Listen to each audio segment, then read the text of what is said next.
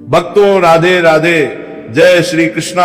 भक्तों 11 जुलाई 2026 योगिनी एकादशी व्रत के दिन जिन लोगों के घर में खाई बनाई जाती है, ये 3 चीजें उनके घर में पूरे साल होती है, धन दौलत की वर्षा। जी हाँ भक्तों, ये आषाढ़ मास की पहली बरी एकादशी पूरे के पूरे 101 वर्षों के बाद दुर्लभ संयोग में पड़ने जा रही है, क्योंकि एकादशी कर्म के फलदाता भगवान शनिदेव महाराज के सबसे प्रिय दिन शनिवार के दिन आ रही है।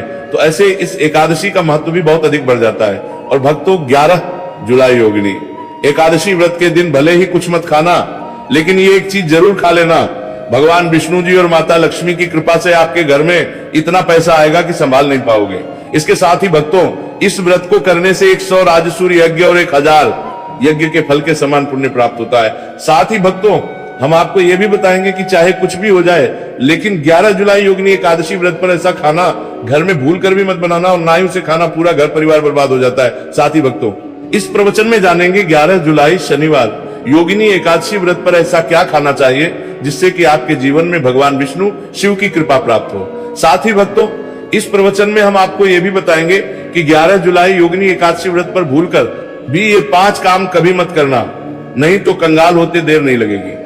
भक्तों, योगिनी एकादशी व्रत पर आपको ये 5 काम कभी नहीं करनी चाहिए।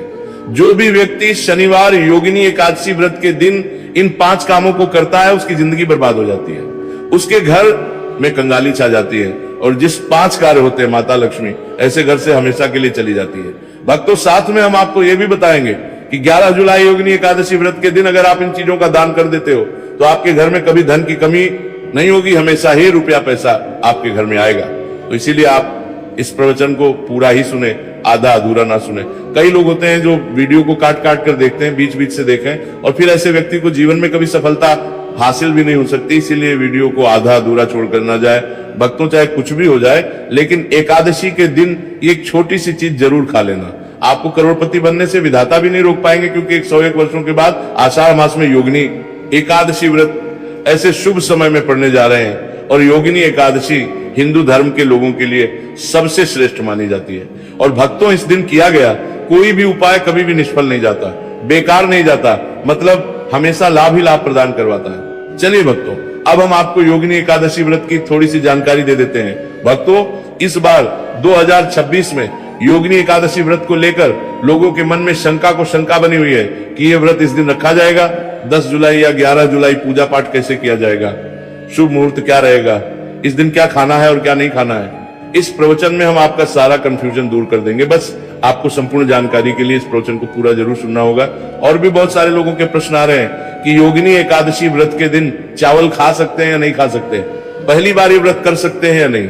इन सभी प्रश्नों के उत्तर आज हम इस प्रवचन में जानेंगे, और ये भी बताएंगे कि वो कौन सी चीज है जो हमें योगिनी एकादशी व्रत के दिन जरूरी खा लेनी चाहिए। अगर आप ये चीज खा लेते हो तो आपको धनवान बनने से विधाता भी रोक नहीं पाएंगे। भक्तों, योगिनी एकादशी व्रत है, और योगिनी एकादशी व्रत की रात तुलसी में एक चीज जरूर बांध देना चाहिए। अगर आप योगिनी एकादशी व्रत के दिन तुलसी में एक चीज बांध देते हो तो माता लक्ष्मी जी की कृपा से आपके जीवन में धन आने के सभी रास्ते खुलते चले जाएंगे।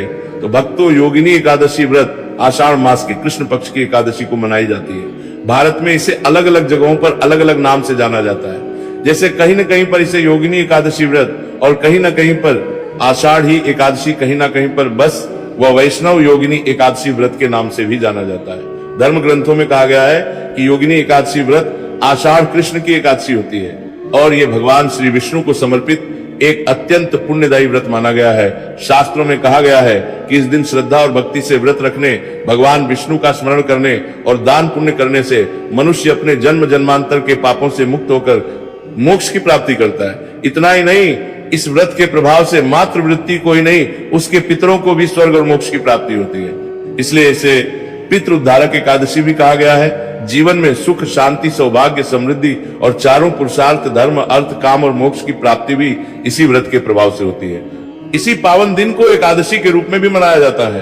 द्वापर युग में कुरुक्षेत्र की युद्ध भूमि पर भगवान श्री कृष्ण ने अर्जुन को जो दिव्य ज्ञान प्रदान किया था, वही अमृत तुल्य श्रीमद् भगवद गीता इसी दिन बहुत बड़ा महत्व रखती है।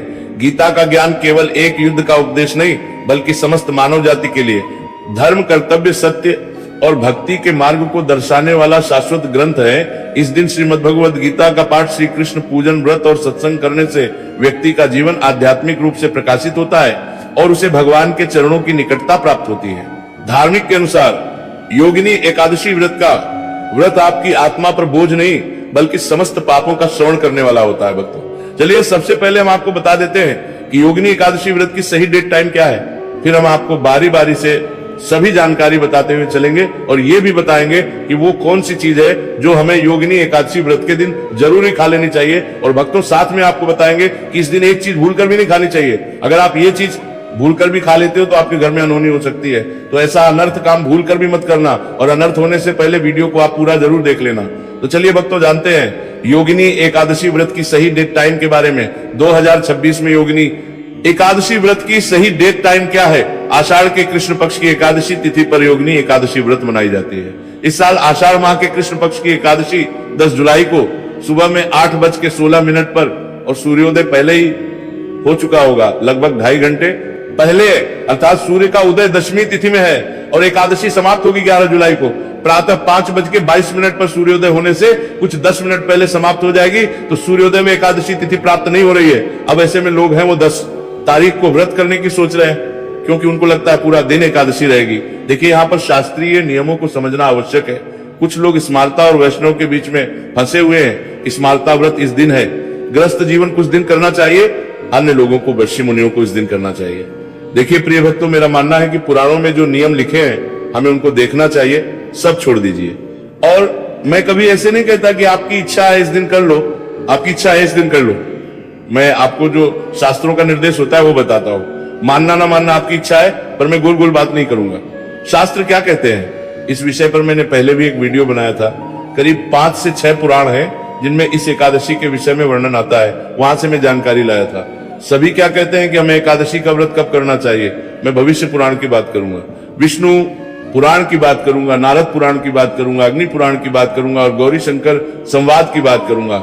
इन सभी ग्रंथों में, पुराणों में एक निर्देश है जो बड़ा कॉमन है और वो कहते हैं कि मनुष्य को दशमी वेधा एकादशी कभी भी नहीं करनी चाहिए। अर्थात जिस दिन सूर्य का उदय दशमी तिथि में हो और बाद में एकादशी आ रही हो तो उस एकादशी को भूल के भी नहीं करना चाहिए। भविष्य पुराण तो यहां तक लिखता है कि सूर्योदय से अगर 1 घंटे 34 मिनट पहले भी दशमी तिथि रही हो तो उसे भी दशमी वेधा मान के उस दिन भी व्रत न करें। इतना बड़ा पाप है। अगर दशमी वेधा एकादशी का व्रत करते हैं तो कब करना चाहिए? जिस दिन सूर्य का उदय एकादशी में हो और उसके बाद द्वादशी आ रही हो उस दिन करें, और यदि ऐसी स्थिति प्राप्त ही ना हो तो द्वादशी में करें, पर दशमी वेधा एकादशी भूल के भी न करें। भगवान शंकर माता पार्वती को बताते हुए कहते हैं कि हे पार्वती, यदि कोई मनुष्य दशमी वेधा एकादशी करता है तो ये माना जाए कि वो अपने लिए नरक की कामना करता है। इससे अधिक और आप क्या सुनना चाहेंगी? तो प्रिय भक्तों, आपने एकादशी का व्रत 11 जुलाई को करना चाहिए। शास्त्र सम्मत बात तो यही है, बाकी आपकी अपनी इच्छा है। अब आप कहेंगे फिर पारण कब करें? पारण आप 12 तारीख को करेंगे। 12 जुलाई को त्रयोदशी है, निश्चित रूप से त्रयोदशी है और त्रयोदशी में ही पारण किया जाएगा। इसमें शास्त्रों ने कभी मना ही नहीं की है। शास्त्र कहते हैं कि यदि कभी भी ऐसी स्थिति उत्पन्न होती है कि द्वादशी को आप व्रत करते हैं एकादशी का, तो त्रयोदशी में पारण किया जाता है। ये शास्त्र सम्मत है, इसमें ना कोई दोष है, ये सर्वथा उचित है। तो इसीलिए आप 12 तारीख को पारण करेंगे सूर्योदय से 5:35 से और 7:50 तक आप पारण करें, उत्तम है। चलिए भक्तों, अब हम योगिनी एकादशी की सरल पूजा विधि और शुभ मुहूर्त के बारे में जान लेते हैं। इस दिन को सही तरीके से और श्रद्धा के साथ मनाने के लिए सबसे पहले आपको सूर्योदय से पहले ब्रह्म मुहूर्त में उठना है, फिर स्नान करके पूजा स्थान पर जाए और भगवान सूर्य को 1 लोटा जल अर्पित करें। इसके बाद व्रत का संकल्प ले। संकल्प लेने के लिए अपने सीधे हाथ में जल और फूल रखें, फिर 3 बार ओम श्री विष्णु का जाप करें और अपना नाम, गोत्र, स्थान, मकान नंबर या फ्लैट नंबर और क्षेत्र का नाम बताएं। इसके बाद अपनी इच्छाएं भगवान के चरणों में समर्पित करें और भगवान को प्रणाम करके जल अर्पित कर दें। अब पूजा की प्रक्रिया के बारे में जानते हैं। सबसे पहले एक अखंड फल जैसे सेब, नारियल, जो भी फल उपलब्ध हो बिना काटे हुए लें और उसे गंगा जल से शुद्ध करें। फिर भगवान श्री विष्णु की तस्वीर या मूर्ति रखें। अगर आपके पास मौली, पान, सुपारी, लौंग, इलायची या पान का पत्ता हो तो उन्हें भी सजा कर रखें। अब भगवान को बुलाने की प्रक्रिया जिसे प्राण प्रतिष्ठा कहते हैं। इसके लिए भगवान की तस्वीर को स्थापित करके उस स्थान का शुद्धिकरण करें, गंगा जल मिश्रित जल से उस स्थान पर छींटे डालें और एक फूल रखें, फिर भगवान को आचमन कराएं, तिलक लगाएं, अक्षत चढ़ाएं, फूलों की माला पहनाएं और एक पुष्प अर्पित करें, धूप दिखाएं और घी का दीपक जलाएं। ध्यान रखें कि दीपक को उठाना नहीं है, दीपक को जहां रखा है वहां चावल या फूलों का आसन बना लें और फिर दीपक रखें। आप भगवान को नैवेद्य के रूप में जो भी मिठाई आपके पास हो वहां अर्पित करें। अगर मिठाई नहीं है तो मिश्री के दाने चढ़ा सकते हैं, लेकिन बिना कटा हुआ फल भगवान को जरूर अर्पित करें। फिर भगवान के सामने हाथ जोड़कर 108 बार ओम नमो भगवते वासुदेवाय मंत्र का जाप करें। अपनी मनोकामना की पूर्ति के लिए एक पान का बीड़ा तैयार करें, उसमें 2 लौंग, 2 इलायची और 1 सुपारी रखें। इस बीड़े को भगवान को अर्पित करें और 11 बार ओम नमो भगवते वासुदेवाय का जाप करें। फिर अपनी इच्छा के समक्ष व्यक्त करें। यदि आप धन की प्राप्ति के लिए पूजा कर रहे हैं तो भगवान से धन का आशीर्वाद प्राप्त करें। अब योगिनी एकादशी की कथा सुने या उसका पाठ करें और फिर भगवान की आरती करें। अंत में फल का भोग अर्पित करें और प्रसाद को सभी में वितरित करें। इस दिन अन्न का सेवन ना करें, ये व्रत का सबसे बड़ा नियम है। चलिए भक्तों, अब हम जान लेते हैं कि योगिनी एकादशी व्रत के दिन क्या ना करें। देखिए भक्तों, पहली बात, योगिनी एकादशी व्रत के दिन व्यक्ति को किसी भी प्रकार के विवाद तंतन झगड़े से बचना चाहिए। इस दिन किसी से वाद विवाद करना या मानसिक अशांति लाना व्रत का उल्लंघन हो सकता है। हर व्यक्ति को इस दिन शांत और संयमित रहना चाहिए और किसी से भी द्वेष या कड़वाहट से बचना चाहिए। साथ ही इस दिन झूठ बोलने से भी बचे, क्योंकि यह व्रत के उद्देश्य के खिलाफ होता है।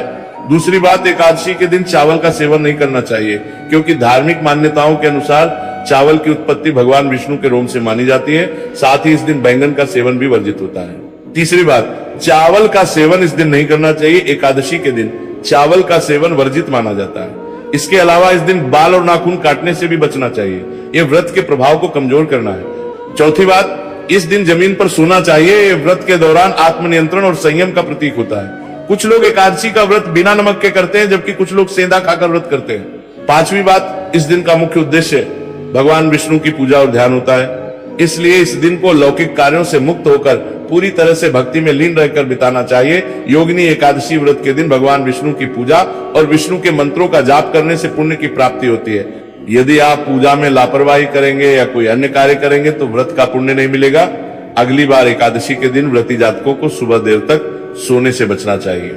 इस दिन हमें जागरूक और ध्यान मग्न रहना चाहिए। साथ ही किसी भी पेड़ या पौधे की पत्तियां और फूल तोड़ने से बचें, खासकर तुलसी के पत्ते भूल कर भी ना तोड़ें। अगर भगवान विष्णु को तुलसी अर्पित करनी है तो एक दिन पहले ही पत्ते तोड़कर रख लें। चलिए भक्तों, अब हम जान लेते हैं कि योगिनी एकादशी व्रत में क्या खाना चाहिए और क्या खाना चाहिए। भक्तों, योगिनी एकादशी व्रत के दिन सेब जरूर खाना चाहिए। शास्त्रों में बताया जाता है कि भगवान के भोग में सेब आदि जरूर अर्पित किया जाता है। अगर आपका व्रत है तो आपको सेब जरूर खाना चाहिए। केला, पपीता, तरबूज और मीठे अंगूर जरूर खाना चाहिए। इन फलों से व्रतधारी को शक्ति मिलती है और व्रत संपूर्ण हो जाता है। शास्त्रों में बताया जाता है कि योगिनी एकादशी व्रत के दिनों में सीताफल जरूर खाना चाहिए। सीताफल खाने से 10 ऐसी बीमारियां हैं जो खत्म मानने वालों का देगा हो जाती है। माना जाता है योगिनी एकादशी व्रत के दिनों में सीताफल का घर में प्रवेश होना बड़ा ही शुभ माना गया है। सीताफल खाने से एकादशी का सफल हो जाता है, क्योंकि इसमें माता सीता का आशीर्वाद मिला हुआ होता है। माना जाता है भगवान राम के वनवास के दौरान माता सीता ने यही फल खाया था। योगिनी एकादशी व्रत के दौरान इसे जो भी खाता है उसे दुखों का सामना नहीं करना पड़ता। सीताफल आपको जरूर खाना चाहिए। माता सीता प्रसन्न होती है और आशीर्वाद देती है। लेकिन याद रहे, योगिनी एकादशी व्रत में बैंगन की सब्जी मत खाना, पाप लगेगा। भक्तों, एकादशी व्रत में व्रतधारी को डब्बा बंद लस्सी, डब्बा बंद जूस नहीं पीना चाहिए। उसमें कई केमिकल मिले होते हैं जिसके कारण आपका व्रत टूट सकता है। जब भी आप फलों का जूस पिए तो याद रखें उसमें नमक ना डालें, नहीं तो व्रत टूट जाएगा। साथ ही साथ जूस में बर्फ भी नहीं डालना चाहिए। फलों का सादा जूस पीने से व्रत सफल होता है। तो चलिए भक्तों, अब हम आपको योगिनी एकादशी व्रत के दिन किन चीजों का सेवन नहीं करना चाहिए ताकि आपका व्रत पवित्र और पूर्ण रूप से फलित हो। भक्तों, पहली चीज, खट्टे पदार्थ। एकादशी के दिन खट्टे खाद्य पदार्थों का सेवन भी करना वर्जित माना जाता है, जैसे कि आम, इमली, दही, खट्टे फल आदि या खट्टे पदार्थ तामसिक गुणों को बढ़ाते हैं, जिससे मानसिक स्थिति पर नकारात्मक प्रभाव पड़ सकता है। धार्मिक दृष्टि खट्टे पदार्थों से शरीर में नकारात्मक ऊर्जा का संचय होता है, जो व्रत के उद्देश्य के खिलाफ है। इसलिए इस पदार्थों से बचना चाहिए। दूसरा है मांसाहारी भोजन। योगिनी एकादशी व्रत के दिन मांसाहारी भोजन का सेवन पूरी तरह से निषेध है। मांसाहार भोजन न केवल शारीरिक दृष्टि से हानिकारक होता है, बल्कि यह आध्यात्मिक रूप से भी हमारे पापों को बढ़ाता है। मांसाहारी भोजन से तामसिक गुण बढ़ते हैं, जो हमारी मानसिक शांति और संतुलन को प्रभावित करते हैं। भगवान विष्णु की पूजा और व्रत में सिर्फ सात्विक भोजन की अनुमति होती है, जो शुद्धता और भक्ति का प्रतीक है। इसलिए इस दिन मांसाहार, अंडे, मुर्गा, मछली या किसी भी प्रकार के मांस का सेवन न करें। इस बात का विशेष ध्यान रखें। भक्तों, तीसरी चीज, शक्कर और मिठाई का सेवन योगिनी एकादशी व्रत के दिन अत्यधिक शक्कर या मिठाई का सेवन भी नहीं करना चाहिए। शक्कर का अधिक सेवन शरीर में और तामसिक गुणों को बढ़ाता है, जो व्रत के उद्देश्य के खिलाफ होता है। मिठाई और शक्कर का सेवन मानसिक स्थिति को प्रभावित कर सकता है और वृत्ति को संतुलित रखने में मुश्किलें पैदा कर सकता है। हालांकि इस दिन हल्के मीठे फल जैसे केला, सेब, नारियल आदि खाया जा सकता है, लेकिन अधिक शक्कर या मिठाई का सेवन करने से बचना चाहिए। इन सभी चीजों से परहेज करते हुए इस एकादशी का पालन करें। भक्तों, आगे की जानकारी देने से पहले अगर आप हमारे चैनल पर नए हैं तो चैनल को सब्सक्राइब करके वीडियो को एक लाइक जरूर करें। भक्तों, योगिनी एकादशी का दिन बहुत ही खास होता है। इस दिन अगर आप तुलसी मैया से जुड़ा एक विशेष उपाय कर लें तो आपके जीवन में सुख, शांति और समृद्धि का आगमन निश्चित हो जाता है। आज हम आपको इसी खास उपाय के बारे में बताने जा रहे हैं। शास्त्रों में साफ कहा गया है कि जिस घर में तुलसी का पौधा होता है उस घर में माँ लक्ष्मी का वास होता है, वहां हमेशा समृद्धि बनी रहती है। लेकिन तुलसी माता से जुड़ी कुछ बातें और नियम है जिन्हें जानना और अपनाना बेहद जरूरी है। भक्तों, अगर आप अपने परिवार की खुशहाली, समृद्धि और सौभाग्य चाहते हैं तो इस योगिनी एकादशी पर तुलसी मैया को चुनरी जरूर चढ़ाएं। ऐसा करने से भगवान विष्णु और माता लक्ष्मी दोनों की विशेष कृपा आपके जीवन में बरसती है। लेकिन अक्सर लोग अनजाने में कुछ ऐसी गलतियां कर बैठते हैं जिनका नतीजा उन्हें भुगतना पड़ता है। जैसे कई लोग अपने घर में तुलसी का पौधा तो लगा लेते हैं, लेकिन उसे कभी चुनरी नहीं उड़ाते। याद रखें, तुलसी माता को चुनरी अर्पित करना एक बहुत ही शुभ कार्य है। इससे मनोकामनाएं पूरी होती है। और भक्तों, ध्यान रखें कि तुलसी के पास कभी कोई अपवित्र या अशुद्ध चीजें ना रखें, वहां हमेशा साफ सफाई बनी रहनी चाहिए। साथ हमारी जानकारी है कि आप पुण्य की ना भक्तों के सामने होने, चम्मे के सामने होने, चम्मे होने। इस तुलसी के पास कभी भी कटु या कड़वे शब्द नहीं बोलने चाहिए, वहां हमेशा साफ सफाई बनी रहनी चाहिए। साथ ही तुलसी के पास कभी भी कटु या कड़वे शब्द नहीं बोलने चाहिए, वरना तुलसी मैया नाराज हो जाती है। अब जानिए उस खास उपाय के बारे में जिसे योगिनी एकादशी पर करना चाहिए। इस दिन ब्रह्म मुहूर्त में उठकर तुलसी के पौधे में एक सिक्का नए लाल कपड़े में लपेटकर गाड़ दे। इससे आपके घर में धन समृद्धि के द्वार खुलते हैं और दरिद्रता धीरे धीरे दूर होने लगती है, क्योंकि तुलसी मैया को लक्ष्मी माता का वरदान प्राप्त है, इसीलिए उनका आशीर्वाद मिलता है। इसके अलावा तुलसी माता को इस दिन थोड़ा सा कच्चा दूध अर्पित करें, इससे जीवन में सौभाग्य बना रहता है। तो भक्तों, अगर आपको ये जानकारी उपयोगी लगी हो तो वीडियो को लाइक जरूर करें। चैनल भक्तों की सबसे बनाने में परिवार को सब्सक्राइब और कमेंट बॉक्स में जय महालक्ष्मी जरूर लिखें। धन्यवाद।